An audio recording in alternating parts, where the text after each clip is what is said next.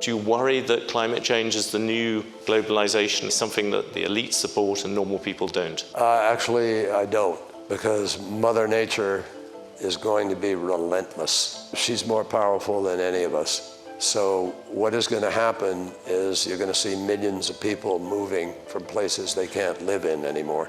The question is, can we manage the potential of a certain amount of chaos that will come if we don't do it? That's why, again, I think this moment is so critical.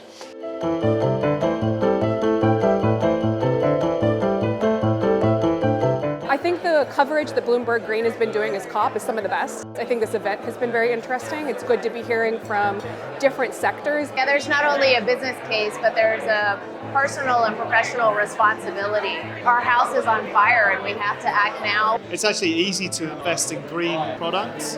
The hard thing is to invest in something that's brown and turn it green. And that's actually what we need.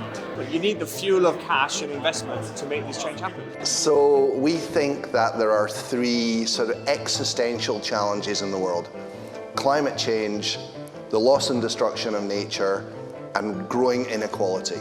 And none of these are good for our business and are all very difficult to solve. So I've been delighted to see the representation of business here in Glasgow.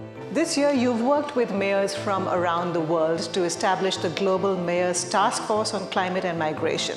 What's at the top of this agenda? We're very much talking about building resilience within our cities in terms of our action. Good cities, good urbanisation are more resilient in terms of climate change. You cannot tackle decarbonisation unless you decarbonise the world's cities.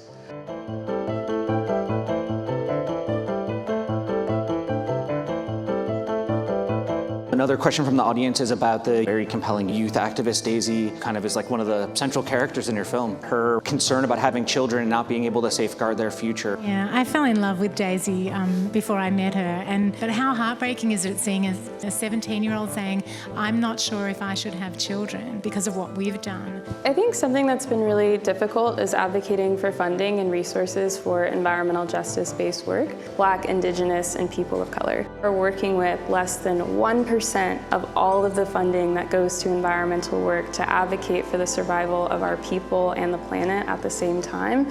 And I believe that people of color are the bearers of our own solutions and should have the resources to do the work that we need to do. Final thoughts to government leaders, corporate leaders that are embarking on this, setting their agenda? I think most importantly is that we have to be on a united front. We cannot have different countries have different objective. The agenda should be the same.